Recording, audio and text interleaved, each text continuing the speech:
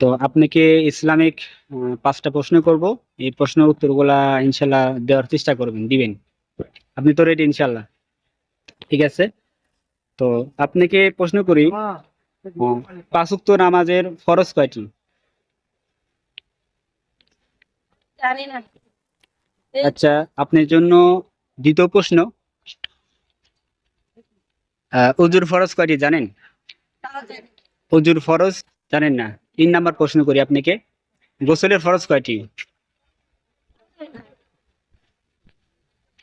গোসলের ফরজ, আচ্ছা তায়াম্মুমের ফরজ কয়টি? তায়াম্মুম, যেটাতে আমরা বলি যেখানে পানি নাই অথবা ইয়া নাই সেখানে যায় মাটি দেয়া করতে হয়,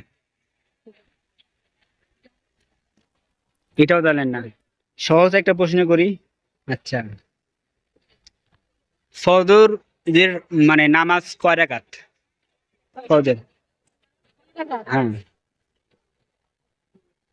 4 রাকাত মনে হয়। 4 রাকাত। আপনি কি নামাজ পড়েন 5 ওয়াক্ত? নামাজ পড়ি না। কয় ওয়াক্ত পড়েন শুনি দেখি? কোন ওয়াক্তই পড়েন না?